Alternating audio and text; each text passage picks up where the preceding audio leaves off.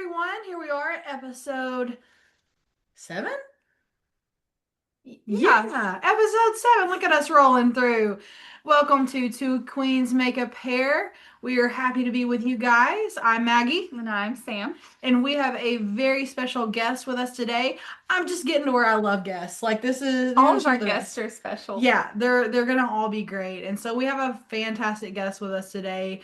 We have Reverend Maggie Alsup, The and Reverend. so the Reverend. So I will let Maggie tell us a little bit about her, what she does, who she is, where she's from, all those fun things. Yeah. Should I read my bio that is the one that is all the churches get, or just do a You off the cuff? do you You do can do a you, little mix up. whatever you want to Okay. do. All right. Well, if I were to read my official bio, it'd say Maggie Alsup is obsessed with hippos, lives off iced coffee, and believes Disney movies are for all ages. They are. I She love hails from that. the great state of Oklahoma, but currently resides in Arkansas. She loves to travel, and when she's not traveling, she enjoys baking and sometimes cooking, but more baking, A and trying We recipes. enjoy fantastic when Maggie baker. bakes. Yes. And she believes she could be a vegetarian. I like that I'm speaking in third person about myself this whole time. She believes she could be a vegetarian if she could give up her addiction to bacon. And that's pretty serious. He's like, As you nope, can no, we're see, not doing that. yep, yeah. As you can see, I have two fur children. One, Clarence, the orange cat, and then Bear, who might make an appearance, who's a little black and white schnauzer. And we have all sorts of fun adventures together. And my day job to make sure that Clarence and Bear have, treats and live a good life is serving as a college chaplain at a Presbyterian affiliated school, one of the 50 Presbyterian institutions that we have for higher education. So, Yeah, very cool. I get the pleasure of working with Mackie quite a bit on different projects with UACCB and Lyon College. And so it's always a really good time to have Maggie in the meetings and hear her insights and perspectives on things. And I just get the pleasure of hanging out with all the Maggies. Yeah. yes, you do get a lot of Maggies in your life. It's good. Yes. Yeah, you and Amanda, I feel like really Amanda really has a lot more Maggies. Your Maggie world is very strong. Yes. Well, yeah, so we're happy to be with you. First, I want you to kind of dive into a little bit more about what a chaplain means. Like, I think a lot of people here in the South, especially that are of faith base, they know pastor, they know their preacher, brother or this, and so I'm curious, like, even your perspective of what a chaplain is. Yeah. So let's see. There's two ways I could describe this. I sometimes describe myself as like a campus pastor for the college itself. Like the faculty, staff, and students would be like my congregation that I serve and work with. Um, I also see it more as a role that differs from traditional, like church-based ministry, in that my congregation changes every year and every semester. So most congregations do not change very much. I mean, you have new members and you have deaths and you have births and all that. So it does change, but like my demographic changes every year with a new class of incoming students and a class that graduates. And so there's a lot of turnover in my congregation and in the people that I serve. I'd also say that I probably am, this will sound funny, but this is and not a slight on social workers at all because they're very important, vital people in our communities. But probably more like a social worker for Jesus. So I make sure that students Yeah. have access to all the things that they need, whether that be for the classroom or for their personal needs outside the classroom, and making sure that they get connected with resources. And so whether that's like connecting them with a congregation because they're looking for a church home while they're at college, or looking for a food pantry and food access so that they don't have to worry about where their next meal is coming from, or even as much as like clothing, or even finding a right therapist for them while they're at college and might need someone to talk to. Yeah, I love that. In our church service this morning, Pastor Tom said it's kind of like keeping people on the tracks, like helping Mm-hmm. people get back on track in some sense. And so I think that that is similar to what social workers and even therapists do in a way. I always tell people, like I'm here, I'm just guiding you on the tracks. I'm just here to help kind of keep you on this right path, right? And so yeah, I love that. I like how you put that. So you also teach. Correct. Yep. Like obviously being a pastor is a teaching position, but you have specific classes that you teach. What's sort of the rundown of what you teach? And at Lion, is this something that like everybody has to take Maggie's classes, or is it sort of a requirement for everyone, or is it specific degrees that you have to fall in those classes? So So I currently teach Intro to Christian Theology, which is what I've always taught. We've not deviated much from that. I have taught some other freshmen like Core 100 classes, which are like, welcome to college and the inside outs and basics of how to be a college student in your first freshman semester. Um, it is not a required in that everyone has to take it, but it is a required in that at a liberal arts institution, we have what we call core requirements, which are certain standards and classes that each student has to take.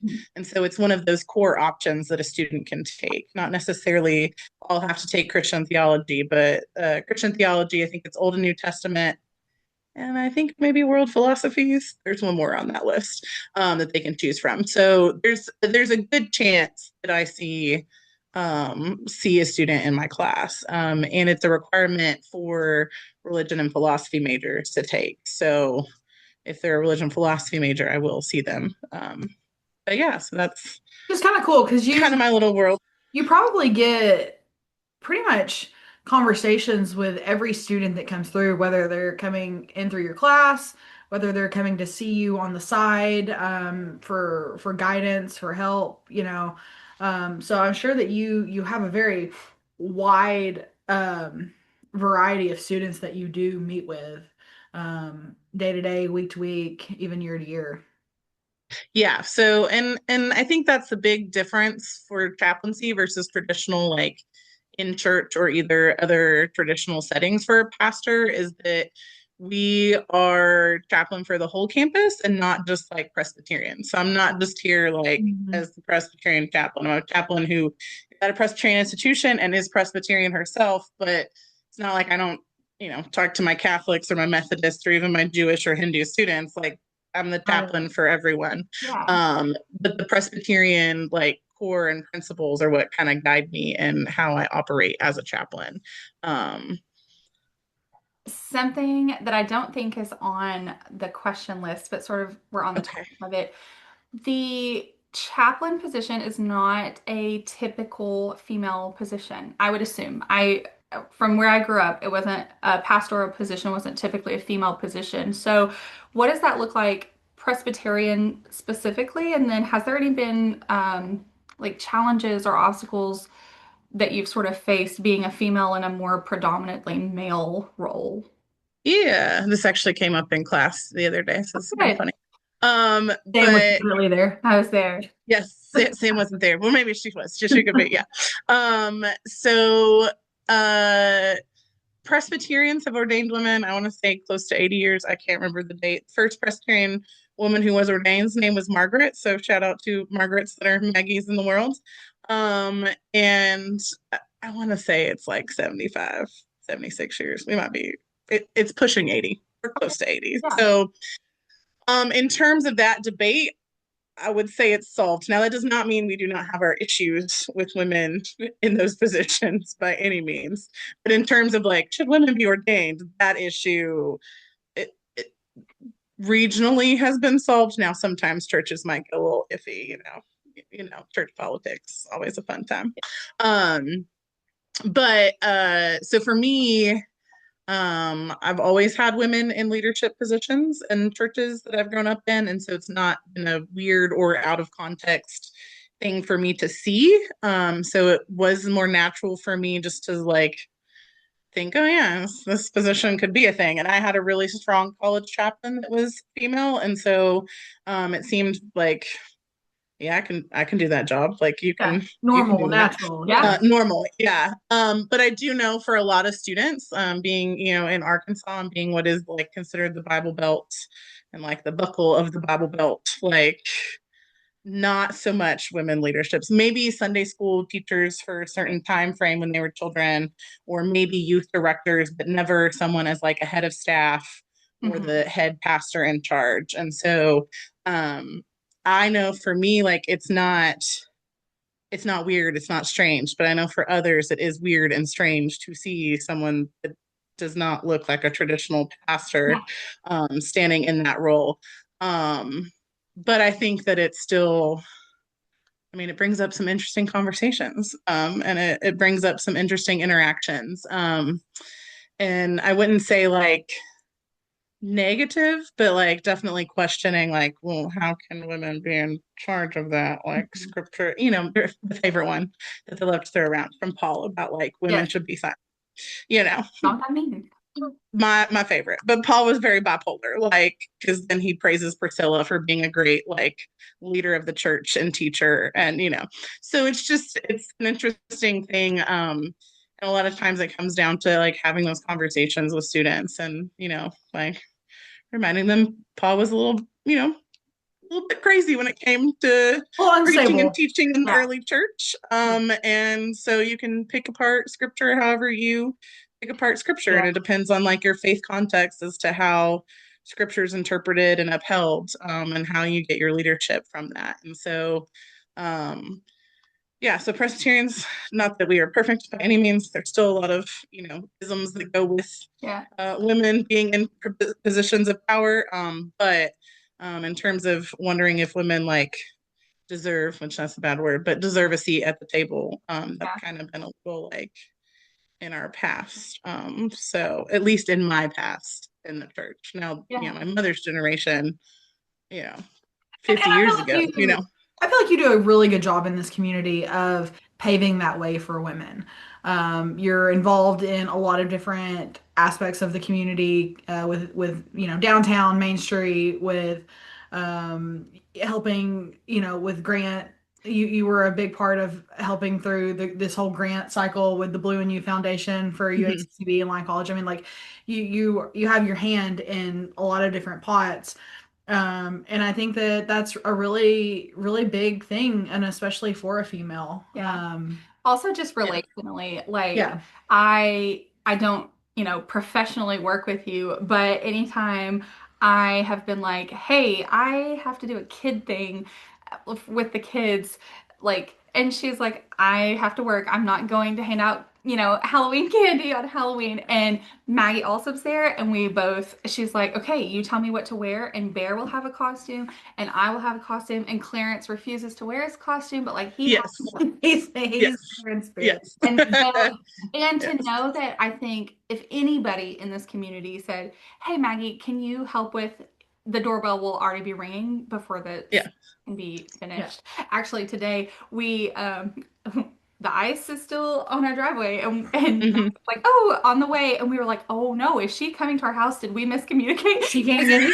Maggie will show up, and I think that Yeah. that's so cool that these college students, while their brains are developing and they're Mhm. figuring out who they are, they see this person. Maggie is going to show up, And there's and Bear. there's Bear. Yes, Bear, come on. He's gonna stretch from his nap. We'll Yeah. turn him around to Hi, the camera. Bear. You say hi, buddy. You say hi. The He's famous the Bear. chaplain assistant. So this is Yeah. Bear. And I think it's so cool that you work with such a variety of students of I thought you different were gonna say backgrounds. dogs. Dogs too, but such a He's a variety. very varied dog. Yes. Whether they, like you mentioned, different faith backgrounds, but also I'm sure you have students that maybe faith is not at the center, the forefront of their life, Mhm, like that's mhm.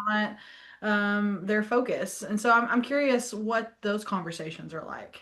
Yeah. So it's kind of interesting because yes, we have our very religious students.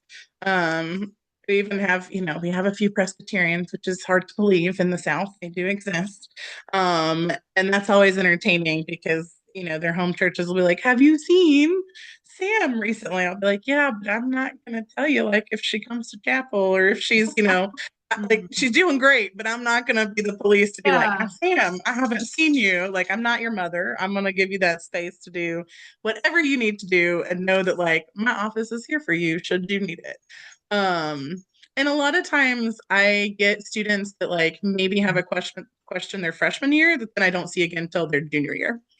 And that's pretty typical in college chaplaincy. I like end of sophomore year, beginning of junior year, like if you think back to your college days, like that's where you're really trying to decide, like, is this the right career path for me? Maybe I want to switch. Did I make the biggest mistake of my life choosing this major over that? And you begin to kind of have those questions, but you also begin to have questions about, like, here's how my parents raised me, and here's what I've experienced 2 years into college, and they don't add up to the same thing. Like, my parents told Yeah. me to believe this and lived under their roof, but now I'm experiencing this and it doesn't fit the narrative that I've been given. And so, like, how do I wrestle with that? And so, a lot of times, that's when I get students in my office of like, how do I have a conversation with my mom and dad, like to tell them, like if I'm gay, or I don't believe in God anymore, or you know, I feel like they want me to go to medical school, but I hate biology and I don't like the human body. Like questions, as All big over and the as board. small. Yeah, like that's all Yes, over. yes. And I think that that's one thing that chaplaincy is really good at is like we don't offer necessarily solutions. We offer that space to ask those questions and to Yeah. like discern what what is happening in that moment of those questions. So you're not going to leave my office probably happy if you wanted to have an answer in the end, unless it's like a very specific, like, where in scripture can we talk about this? Okay, maybe we could have a direct answer for that. Maybe, depending on what option you're looking at, right?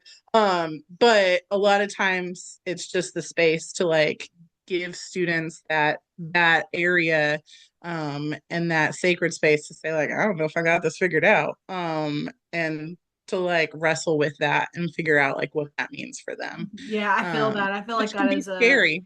I feel like that is a true similarity in our jobs, and especially like yours and Victoria's job as well, because I'm sure that there are times where y'all have shared students, and and so even in that, like, what I don't want to just say like the base, Yeah, what is the definition of Christianity and psychology, but yeah, like, where do yeah, you see those overlaps? Like, what similarities and that do you see? yeah. I think in terms of like mental health and seeking like counseling when students come to see me, like that's like I often have to tell them like counseling and pastoral counseling are two very different things. Like Yeah. we think it could be the same thing because counseling's, could be a broad definition. But they are very different things. And so I remind students that I can get them to a certain point, and if they like need a profession to like really work through things, that is not me. That is my colleague Victoria down the hallway, and I will help you set up an Hey, appointment, and we will work Victoria, on that. shout out. Yeah, shout out to Victoria and all the awesomeness. Um, but I also let them know like my office is still a place of processing, and so like there's some students that really need to speak with her about several different things, like anything from family systems and like what's happening in their personal life. And it comes down to how religion was used in their household, and that's like not her comfort level. And so she's like, okay, that part you can take to Maggie. Like, do not, I don't want to mess you up any more than like, things have already happened for you. And so like we work really well in that kind of situation of being able for me to pick up that like religious trauma. That's kind of a weighted word, but like But the yeah, religious trauma of people's backgrounds and the religious like baggage that students carry with them to college in a way that maybe traditional counseling might not be comfortable or suited to do. Like that's where like my counseling can step in and help process and kind of take the ball of yarn that's a mess and kind of slowly work at like taking it apart and not unknotting it piece by piece to see like, oh, this is how it all goes together. yeah, um and it is, I mean, it's a really, I don't know, like students don't really know what to do with chaplaincy necessarily when they're freshmen. They don't, that, I'm like, you can come to me, but then they don't realize it until they're like sitting in my office going, oh, yeah, you did say. Like, oh, like I've had many seniors graduate. They're like, I wish I would have known sooner. And I'm like, I don't know what you want me to do. I tell y'all on orientation, I tell y'all you're before gone. graduation, I tell y'all all the time, come to my office. And it's not just so you can hang out with me and like fling rubber chickens at the ceiling to see if they stick, which is what some students do. Uh-huh. Um, but it's like legitimately to talk to me. And they don't, it doesn't, it doesn't get computed until maybe later in their journey. And so it's a funny process when they're leaving and they're like, I wish I would have known sooner. And I'm like, do I have to tattoo it on my forehead? Is this what's Yeah. going to get y'all in the front door? Like, Do you so. think that some of that might be, we've talked about sort of generational mental health help being sort of taboo. Do you Mhm. think that some of that and pastoral care, like pastoral counseling, when I was growing up, it didn't really feel like there was an open door policy. It Yeah. was, this is someone that you see either when you're really, really in trouble, but like other people sort of passed along, like, oh, we'll be praying for you, and he's got to study, and he has to be the teacher, and he has to do these things. And so I never felt that until I was a teenager and I had switched churches and different things, that the pastor, pat preacher, whatever, wasn't really this accessible person. And so do you think that that is still sort of coming across in this generation of we're still, in the weird, our parents are still really influential in our early Mhm. 20s, and what did that Yeah. look like? Yeah, I do think a lot of it plays a role in how, like, what your religious upbringing is and Hmm. what your, like, parents' origin is, or even guardian's origin Yeah. is for religion. There are some students that like seek me out right away freshman year because that's what their people told them to do. And then they're like, I don't want to, it feels, I'm like, it's okay if it feels weird. You can go wander off. I'm not going anywhere. Like, you go explore what you need to explore. I'll be Yeah. here if you have questions. Like, Yeah. it's fine. Do you? And I really do think it does come down to students and how they're raised. There's a lot of students that are queer students that might have been raised traditionally, if they're Southern kids, right, in a more conservative leaning household. And so when they're coming out and trying to discover who they are and who they're becoming, like, it's a very tedious thing that for them, a religious leader telling them they can come to them might be alarming because from that viewpoint, right, like, it's going to be a corrective thing. Like, Right. oh, you've stepped out of bounds. Like, you have to get right with the Lord, or, make sure your sins are forgiven. You could fill in the blank with whatever platitudes you wanted for that. And so a lot of them kind of steer clear of that because they have that in their back of their minds of like, oh, well, if she's the religious person, she's just going to tell me I'm wrong, and I don't want to deal with that, right? Or I don't, Back on I more don't, shame. I don't have time for that. Yeah, and I don't want the shame piece to that. And And so, almost like you're gonna like side with the parents in that case. yes, That yes, you're going yeah, to like I, just confirm what they are continuing to say. Mhm. yeah, and I think that that's like when, especially like queer students come to me for counseling and help when they realize that I'm not going to do that. Like, I think it's a very freeing, eye-opening thing for them, and a fresh perspective on faith and faith leaders to say like, you can love Jesus and you can be gay. It's fine. And I think that for some of them is alarming because that's not what they have been told their whole lives, and so there's some that dive fully into that and are like, okay, great. How do we make that happen? And there's some that are like, okay, you've said this, but I'm still going to stand at a distance and kind of like wade into the shallow end a little bit and to see if really like religion is where like I can still have a piece of my religion. Mhm. Because a lot of the ones that struggle with it tend to be the ones that found so much of their identity as youth in church, right? Either singing in the choir, playing an instrument, right? Going to youth group, who knows how many times a week. I mean, I was one of those kids too. So I Oh say yeah, that with same. like love and like, I cried when I came to college because I was like, there's going to be no youth group. How do I find my people? Yes. Like, it was just so, it's fine. Clearly it worked out okay. Um, but so for those students, it is hard because it's not like they want to leave Jesus behind necessarily. And this idea of a faith community, the faith community they came from has caused them real harm. And so they're trying to figure out what pieces to take from that and move forward with it. And so, um, yeah, it's a fun journey for me. Maybe not for them. Maybe they'll look back on it and think it is later. But it's always when a student begins to like realize there's another narrative out there in Christian faith that is affirming and upholding, and that you don't have to abandon Jesus and your belief in Jesus and like the core of the Christian message. Um, then it becomes like a fun, like, well, where do you want to go now? Like, Yeah. what do you want to explore next? I So think, yeah.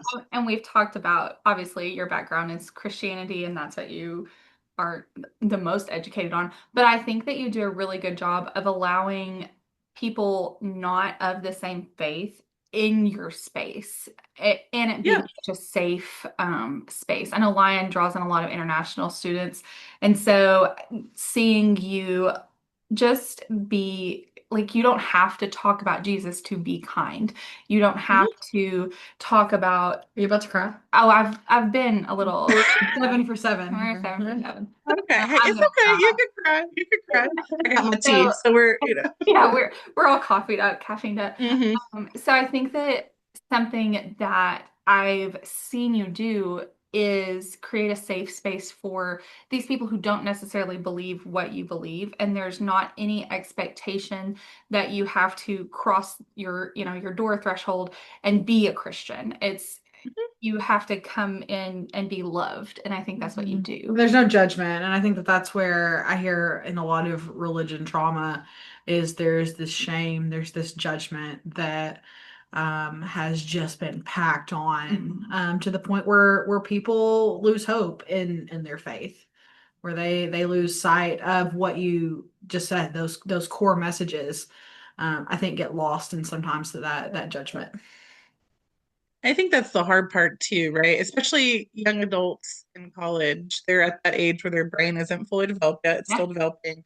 They're learning all these different worldviews and all these different classes from English comp to Western civilization to, They're Bio doing dating 110, schools. right? Like they're learning all these things, right? And then in the middle of that, you have whatever bag you brought with you to college and whatever's packed in there. And you're essentially told like keep adding stuff into that backpack that you're carrying with you, but some of that stuff in your backpack might have to go along the way, right? Like some of that's gotta You got to put it and so yeah, and so then it becomes the question of, well, what do you put down? And for some students it really is, I mean, religious trauma. If I could tell the church one thing, it is stop messing with young people. Yeah. Politely. Is there swearing on this? I haven't You sworn yet, you which are I'm you can very say I've proud of. whatever swear. you want. I've swear. Okay, don't fuck with the young people because then I have to clean up your mess. Yeah, no, feel that. Yeah. Like, like I live for a world in which like college kids come to me like healthy, like from no religious like baggage, and they're Then like, you won't have a job. Like that's and what I then tell She's myself. still Then I educated. won't.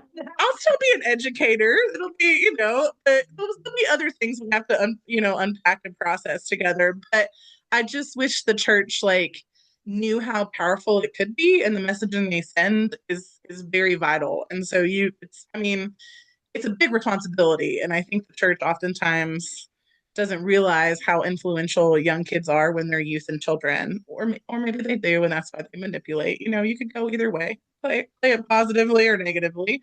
Um, but by the time they're a young adult, they're trying to figure that out and figure out what weight that holds. And oftentimes people, like, I don't want to go to church. Like the church is like the thing that hurt me. And I have to remind them like the church is just an organization like any other organization in the world, like run by imperfect human beings. Like we strive to follow this person named Jesus who was perfect, but we know we're not perfect. And reminding students like, yes, the church hurt you, Jesus didn't hurt you. And so like how do you separate those two things to move forward, to continue your relationship with Jesus? And And that's a not even hard continuing, thing for but some like people. almost like redeveloping that, or like relearning Hmm. that relationship. Yeah, yeah, and there's a lot of like deconstructing and Yeah. reconstructing that goes on in college, just in general, for young adults figuring out who they are. And so you add the complex layer of faith and whatever their faith background is into that, and that adds a whole nother layer of what they struggle with and trying to figure out like, wait, what is happening? Should I be doing this? And who's this person? And um, it's a wonderful age, but it's probably one of the hardest ages. Like even more so, I think, than raising, from birth to 18. Because at that point, once you are considered an adult, you're not really fully formed yet. You're considered an adult at 18, right? That's 18 to like 27. time frame is a rough time frame. You go through many lives in that, 10-year Yeah. process. And so to be on the front end of that and to see like to watch that journey is a fun thing, but it is also one that, comes with a lot of weight and responsibility. Like even as a leader myself, like I know Mhm. I'm not gonna get it right all the time, but I hope that I've taught kids enough grace that they extend that grace as well. And I'm sure Um, that students respect the hell out of that. Hearing like, oh, this person who I always think about it like, okay, my pastor is the closest person to Jesus, right, in my life. And so it's yes. like this person who it's like Jesus, and then here's Maggie, and here's the There's rest the of us. So friend. it's like, okay, if this person isn't perfect, then that's okay. Like Yeah. then I'm okay. And so I think back to like my childhood and I think about that. I'm like, I just always, I think, held the pastors on like this pedestal of Hmm. perfection. Hmm. And first time that I ever heard a pastor cuss, I was in my late teens, early 20s. It was me, Maggie. You heard me cuss, It right? wasn't, it actually was not you. It was not you. And I'm not gonna say who it was on the podcast. But I was just like blown away. And I was Yeah. like, I didn't know that was a thing. Like I didn't know that, but I'm sure that students really do. It's almost like this shield comes down in a way of like, Hmm. oh, I can be myself with this person. I can Hmm. be in a way what this authentic layer of who I am and who I want to be. Yeah. And I think that's the funniest thing. Like, oh gosh, it's so funny. Um, Swearing, we could go on a whole sermon series on swearing and if it's right to swear. And my childhood home church, one of the heads of staff actually did that one summer, and my grandfather looked at my grandmother and was like, "See, it's fine." Like he was like, Pastor so and so saying it from the pulpit. We're good. We're okay. But it's really funny when students like come to me and they'll be sitting in my office and they'll be like, I just don't know what to do. It's just like it's just such, like, and they'll be like, "Bull, this shit." And then I'm like, you can say shit.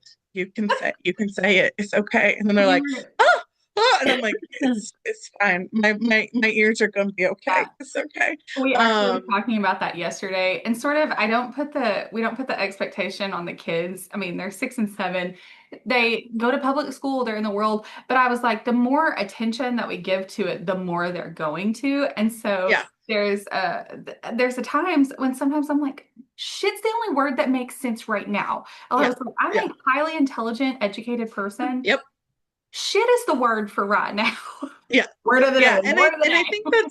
I think that that's like freeing for students. Like there is this idea, and even to a point, like I wouldn't say everyone, but I remember going to seminary and like being in seminary and like this moment, like where people are like, well, we have to finish all of our drinking that we'll have for a lifetime. I'm sorry, what?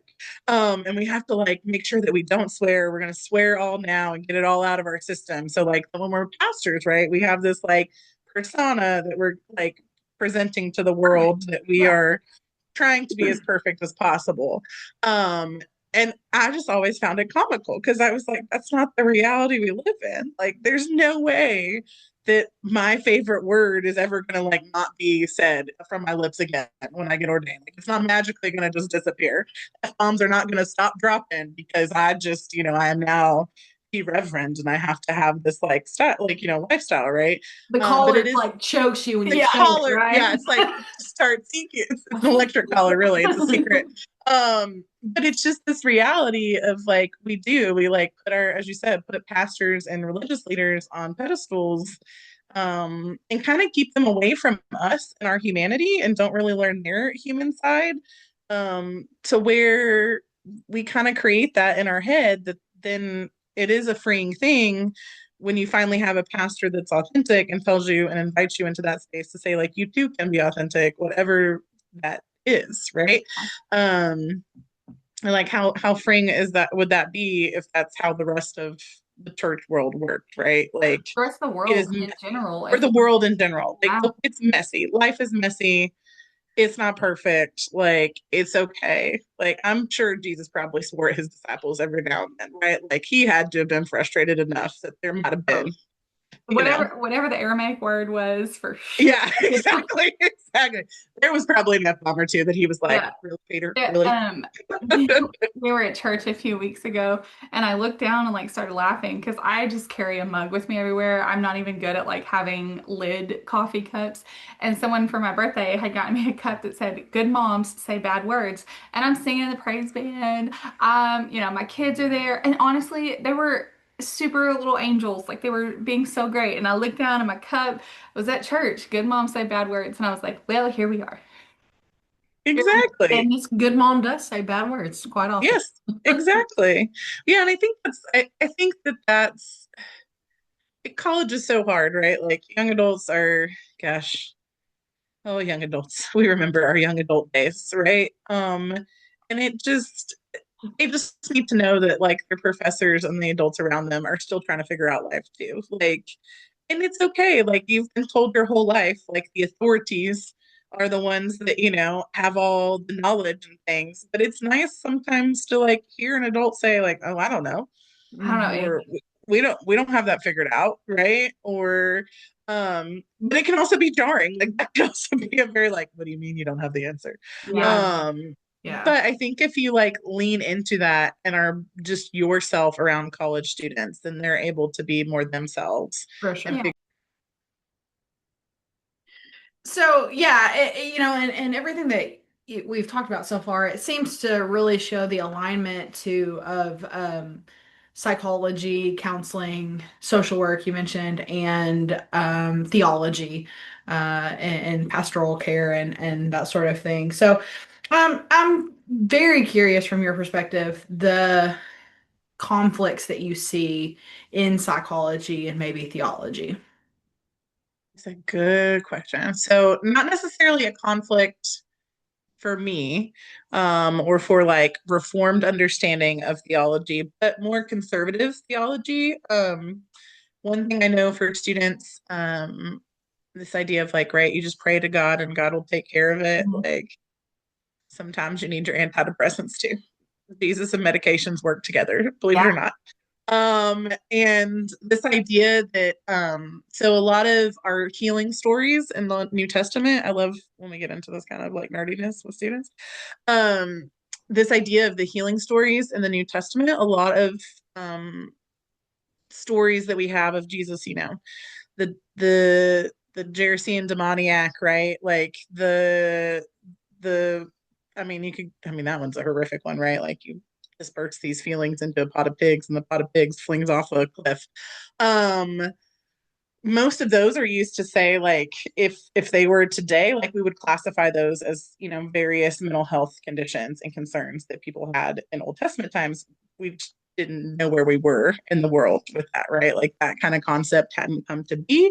And so therefore you were possessed by like demons, or you were possessed by something that was not God or wasn't whole and making you, not whole and not true to yourself. And so a lot of like conservative thinking still holds true to that and doesn't realize the importance of like mental health care and support that could actually help people in those situations. And so you still hear like well, you just have to turn to Jesus and pray to Jesus and like pray hard enough and then like you will be healed. Or you aren't thinking correctly about like how Christ can come and help you in this moment. Or your faith isn't strong enough and that's why Christ hasn't healed you yet, right? Like those kind of mindsets and thinkings um get woven into like the larger theological narrative, rather than the importance of like, no, like these people probably suffered from like bipolar disorder or schizophrenia or had all these things that now we would know how to begin to treat and like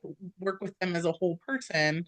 Yeah, But at the mental time, mental disorders didn't just come up in the 1900s. Like it didn't exactly. start happening Exactly. Yeah, like they've been until around for a long time. Like we Yeah. just haven't had always words to go with what was happening in the human body, right? Like even thinking about like PTSD and like what is it? What was the war? What did they call it in like World War I? Like shock, right? Which now okay, we would yeah. classify as PTSD, right? Like there's things that as we historically move and understand and like develop and think more and like discover things scientifically, we then have words and language for things that we classified differently before. Mhm. And so it's always a struggle for me because I'm like, just go to a therapist, y'all. Just find a therapist. Like, let's get you into therapy. Like, do Okay. you know that therapy could like really help you process some of this?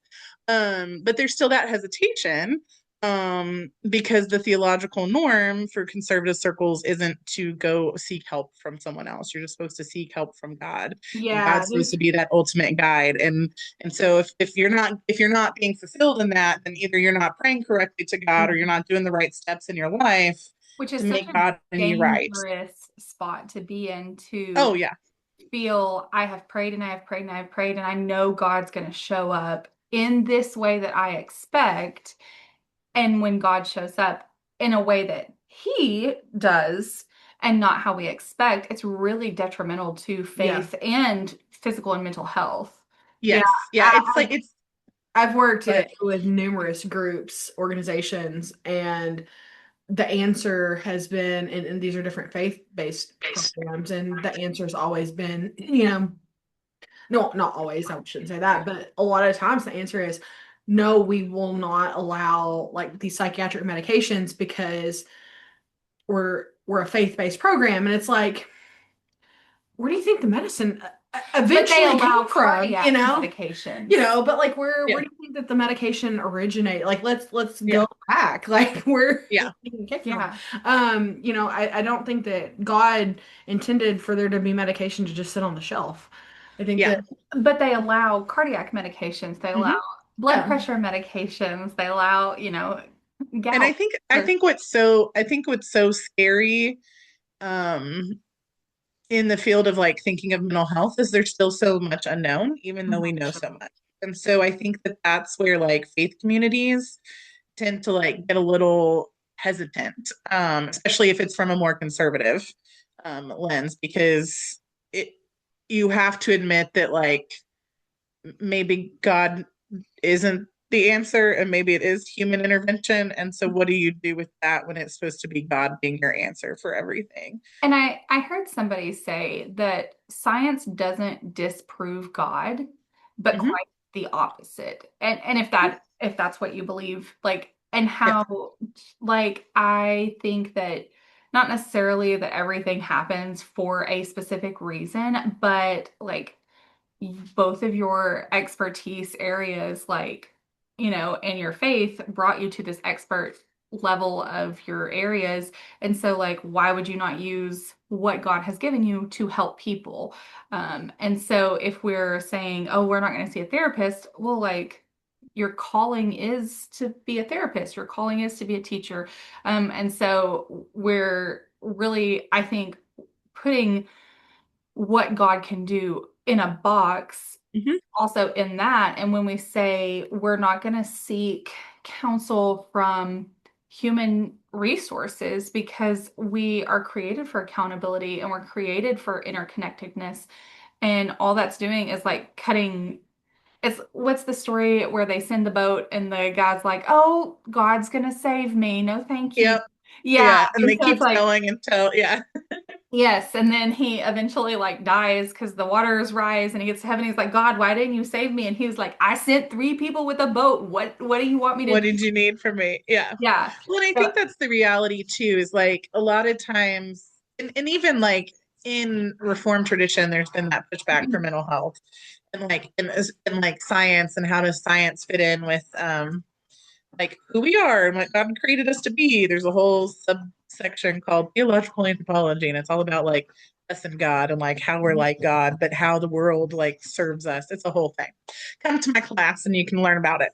But one of the things, right, within that is this concept of like science and faith are different topics, right? But that doesn't mean they can't interact together. They just have to learn each other's languages, right? Like science is very heady, very numerically driven, like needs evidence and proof, whereas faith is more poetic and like gray area. And so it's not necessarily that the two are at odds with each other. It's just that people don't know how to have those languages communicate to understand the deeper meaning of how they can relate together and work together.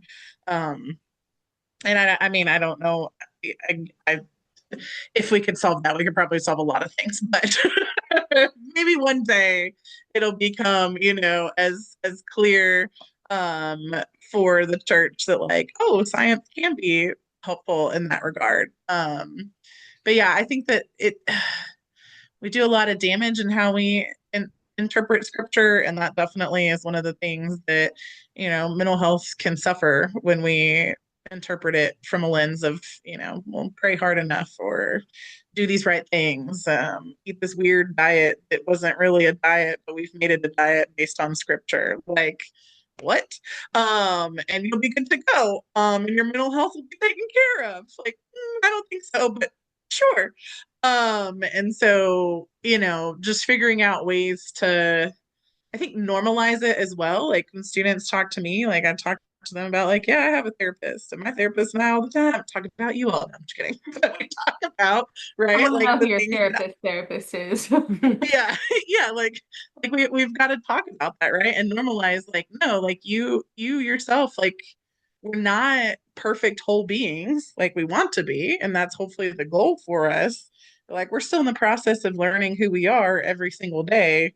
So it's okay to talk to someone and ask those questions and figure it out a little bit along the way. And It like, seems yeah, like older generations, and we've talked generations through this series, and and not no shame on older generations by any means, but as important as faith has been in their lives, it seems like in some ways faith has almost been a way to avoid uh, mhm, issues that have come up. You Mhm. know, whether it's like, oh, it's in God's hands, God will take care of it, which yes, absolutely. But I think that there's a little bit more, I don't know, like we said, processing maybe that needs to be done, or more that yeah, action that needs to be taken, like kind of like Mhm. on our end, um, yeah. to Yeah, make. yeah, it's in God's hands, but God gave us free will. So what are we gonna do with that free will, Yeah. y'all? Right, right. Decisions we Or gonna make. Yeah. when a tragic or a loss happens, I've Hmm. heard older generations typically they'll be like, well, this is God's plan, God's will. Yeah. God's Hmm. will. And like, I don't think that it's necessarily God's will that like children are hurt and trauma happens and people are, like babies dying and wars. Like, I don't necessarily think that God was like, I'm going to make these people die to. Now, I mean, biblically in the Old Testament, like sometimes that did happen, but I think that like when we respond with, well, this is God's will, like all that does is turn Avoid the people from problem. God and Yeah. avoid, yeah, It like, avoids the Yeah. problem. Well, and so this is one of my favorite theological subjects. It's called theodicy, not like the Odyssey, as some of my students think I say, but theodicy, one word. T I H was thinking the E Odyssey. O. I was like, how are we Yeah. throwing the I was like, Odyssey Not in I'm the here? Odyssey. ready. Theodicy, one short word. Um, but it's like and that whole topic is like, where's God in the bad things? Like, right? Or the question, why do bad things happen to good people? Right. And like examining humanity from that perspective. And one of the things I think we tend to forget, or we don't like to talk about it, right, because it's uncomfortable, so Mm, really we avoid it in theological circles because we're not gonna talk about that pain, right? right.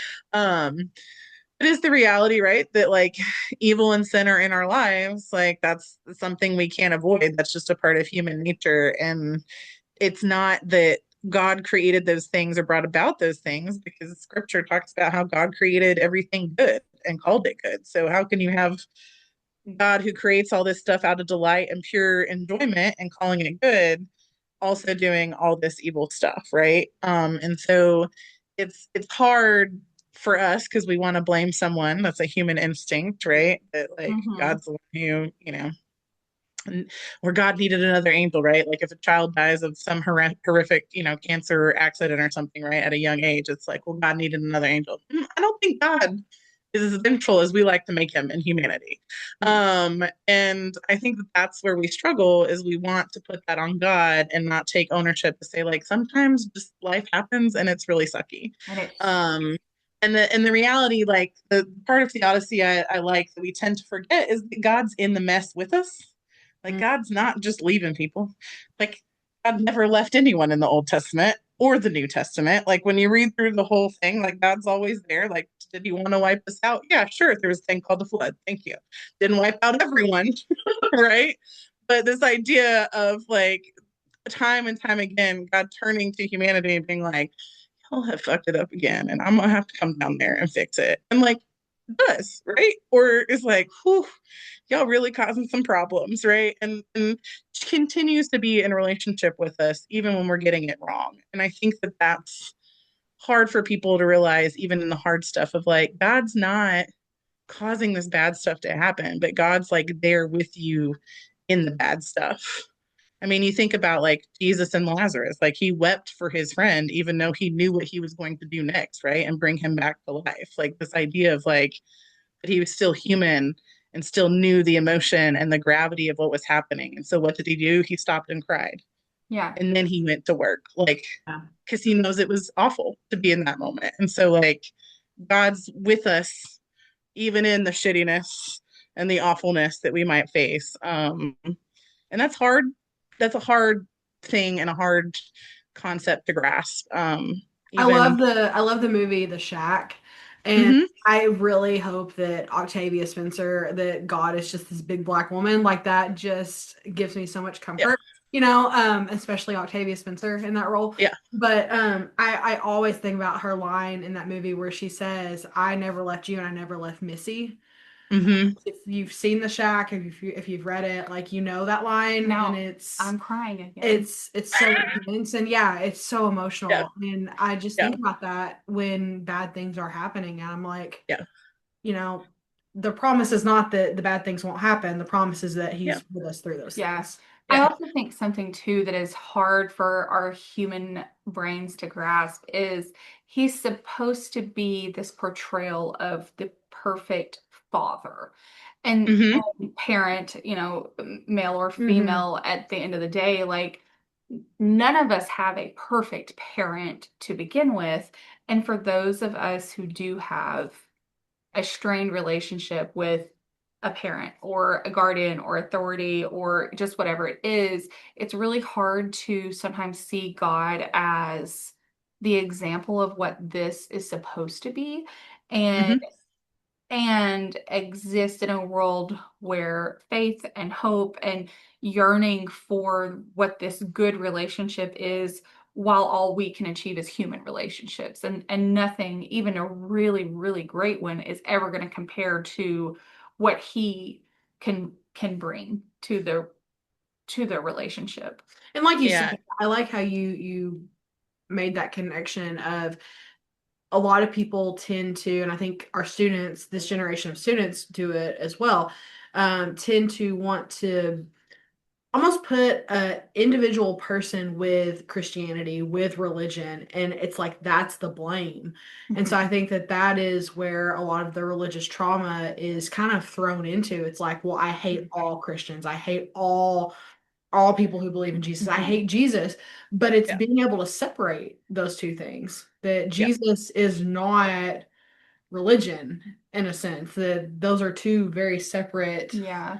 um entities. Well, I think about our pest control friend, and so the opposite side of that is this conservative, the way that some people are brought up, especially in the South. It's, I hate gay people, we, or love the sin, or Gay people are yeah, love the person, hate the sin, not the sinner. I was like, I'll get there yeah, eventually. yeah, And so like we had our pest control guy, he came like back. He like did the rounds and he came back and he knocked on the door and he was like, I just have to tell you, like, it's been on my heart to tell you God loves you. and it was really cool. And Like it it was, was a very cool moment yeah, that it actually, like, you can tell the yeah. rest of it if you want to, because it didn't happen to me. But the and I have known him almost my whole life. Like, we went to a very conservative church growing up together. He's several years older than me. But so this, and Maggie said that he said, thank you for always being kind. And I think that he probably had in his mind been told gay people are bad, or, mm-hmm, you know, they're living in sin and it's and so this idea of like sin is this darkness, and like we're married, we're living our life. Yeah. And so it's hard to, when you know us personally, be like, these are good people. And so I think the conflict, Yeah, us getting married didn't change. it didn't Yeah, change. like our personality. Like, I just got insurance. So Now the truth comes out now. now that is a little bit, that was a little bit true. But so I think it was this moment for him of being like, oh, and then he said, thank you for taking care of those kids. And I do say, I mean, our children are biracial, and I think he thought we adopted them. we did not. We didn't adopt them. I had those babies. But having people not in the I guess the box that maybe you've been told all your life. So, you said people are getting to college, they're getting to you, and they're like, wait, I was told this is bad and this is bad and this is bad and you can't say cuss words. And so then getting here and it's like, wait, Reverend Maggie is very intelligent and she is very kind and she's Mhm. loving and she's safe and she is She's doing everything that Jesus an, ex- said to do. an extension You know. of the things that he says to Mhm. do. So how can this be bad? Mhm. Or how can this be wrong? I think that's the best word. Mhm. It's like, how can this be wrong? And so Mhm. something that I think, like, the more that we have these conversations, and I hope that, the right person hears it or the person who needs it, but I think that's something too, is like, we're all human. Whatever you believe, there's kindness and there's goodness and there's bad, like there's mistakes, but and then there's people who are gonna be the people who hurt you, you know, and that really sucks. But we're all human, whatever side of it is, and like the Mhm. kindness and bringing the level down of like expectations of like, if we can just like love, quit messing up the kids, Yeah. Quit messing figure them it up. Yeah. out. Yeah. And I think that that's something that has been really cool and sometimes sad. Like when Maggie and I first started dating, sort of seeing people that we didn't know think a different way. And so some people may not be in our lives anymore because we got married. And I mean, it sucks, but like we're really great. We're Yeah. fun. And so navigating what that looks like. And I can't imagine doing this 10, 12 years ago before my brain was developed and figuring out like, oh, people don't like me because of just who I am and what we're doing. And so I think that you do a really good job circling it back to like your job of creating those safe spaces and saying, it doesn't matter what you believe. Just come here, come here and get fed and get loved and like then go. Like, Yeah, pretty much. yeah, Pretty get much. a Yeah. snack and a nap. Yep. Yeah. Yep.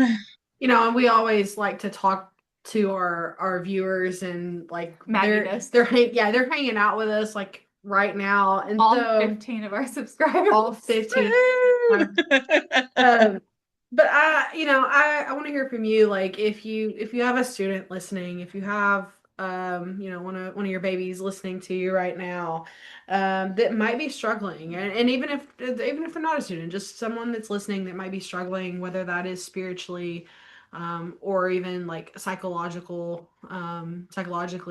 what do you want them to hear? Like, what's a message that you could give them? Um, that's good. That's a good question. I don't know. I mean,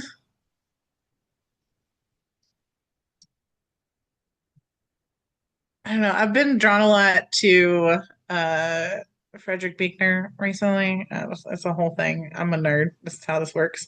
But he wrote a lot. It was a theologian who wrote a lot of things. And when talking about grace, he often gets quoted, and that's not the full quote, which is fine, but often gets quoted about talking about grace, saying from the perspective of God, so not him when he's saying I did these things, but God um, says, "Here's the world. Beautiful and terrible things are going to happen. But the quote goes on more to talk about the importance of, so like that's the line everyone loves to use. Here's the world, beautiful and terrible things are going to happen, which is a beautiful quote about the world. Um, but the second half of that that often gets like looked over or just cut out entirely is do not be afraid. I am with you. Nothing can separate me from you or separate us, probably is how it actually is read.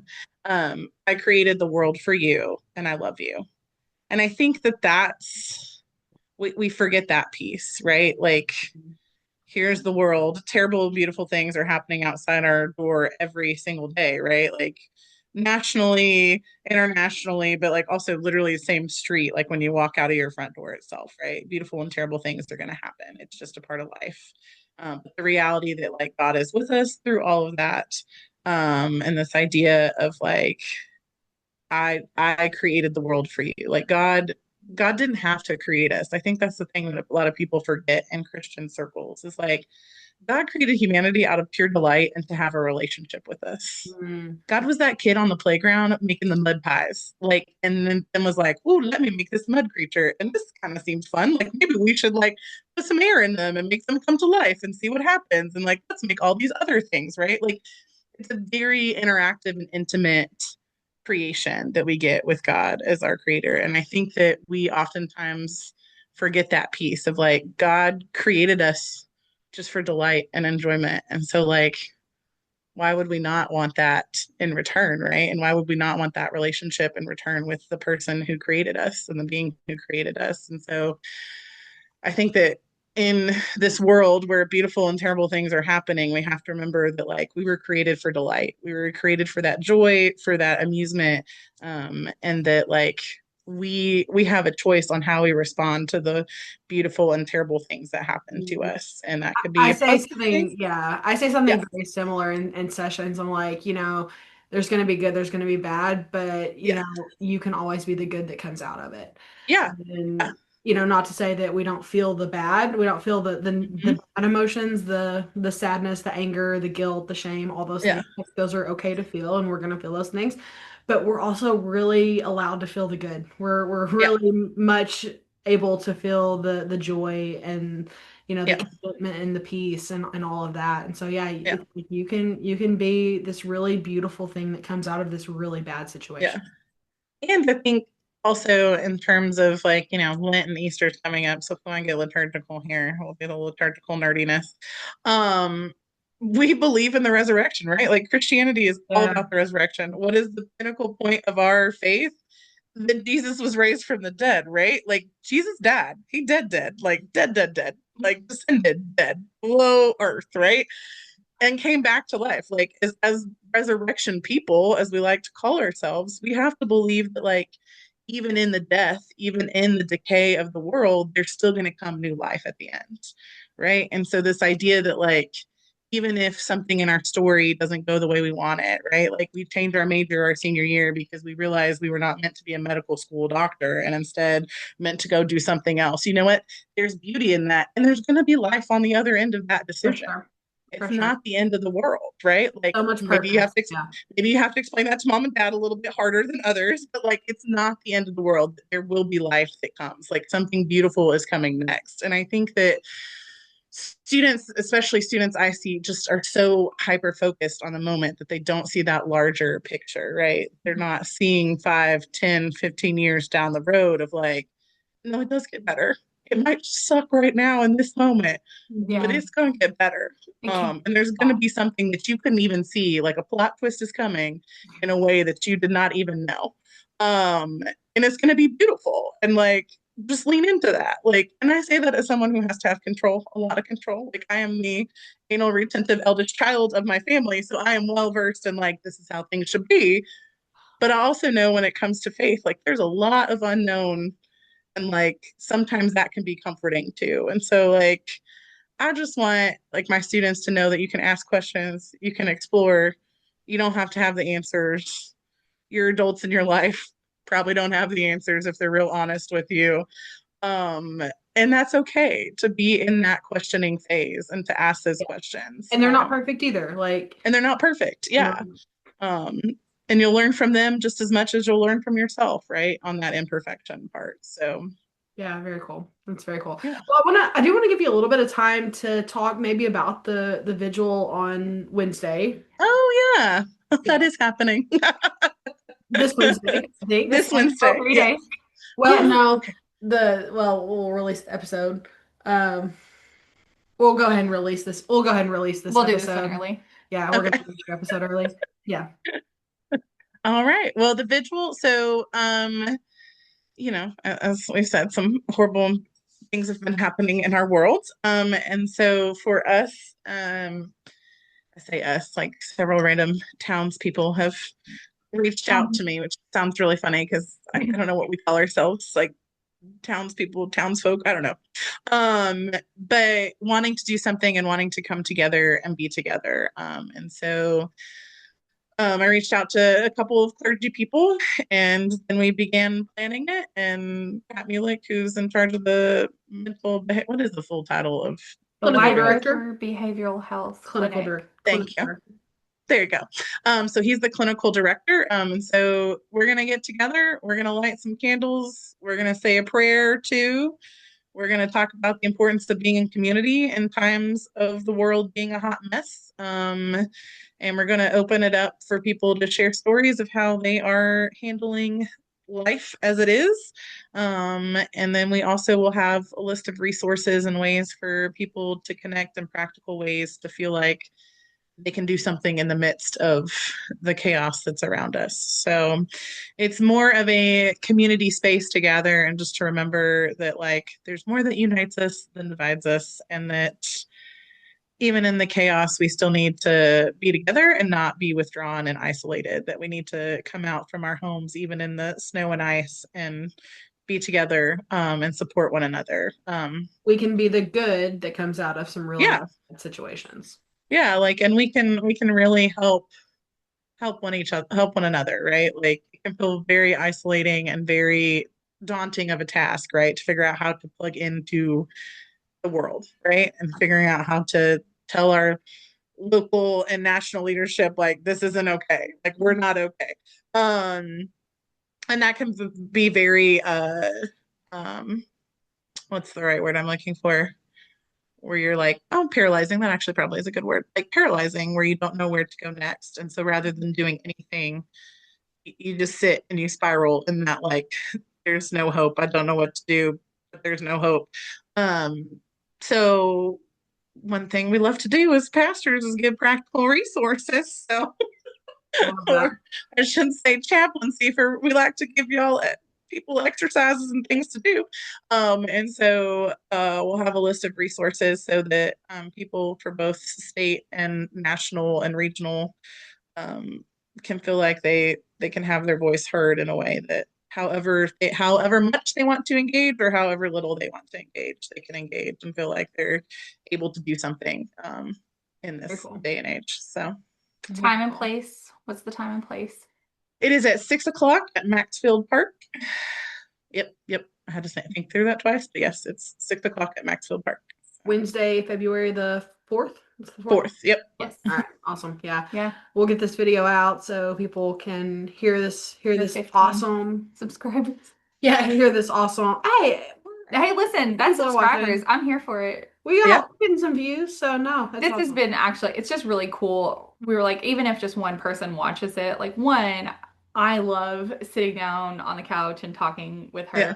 But like when we get to have conversations with our friends and it's like, what do you do? Like I'm just like in awe every time somebody Mhm. sits down and talks with us because I'm like, I just Yeah. love you so much and I'm so proud of you and you just do such a great job. And so it's just really cool to sit down and get to have these Yeah, conversations. absolutely. Yeah. Yeah, no, we've had a blast talking with you. We were actually talking about that in our little intermission break, and When my knee cracked. it's Yeah. just it's so cool to hear your story and hear what you're doing, not only for the college but also this community. And just keep up the good work. And I know we'll be working with you a lot in the future. Yeah. That is at the Polk and Paddle. Yep. And It's shout true. out Plum Bayberry. Every time Um, it's like, we don't get any discounts. yeah, we haven't gotten a discount yet. Maybe she could like sponsor y'all. We can see if this could happen. Tom, if you're watching this, make a comment and give us a discount. I think Dustin might be the one we go for first. Yeah, absolutely. But no, we really appreciate your time. And this has been a pleasure with Reverend Maggie Alsup, chaplain at Lyon College. In this case, three queens, one conversation. We'll see you next time.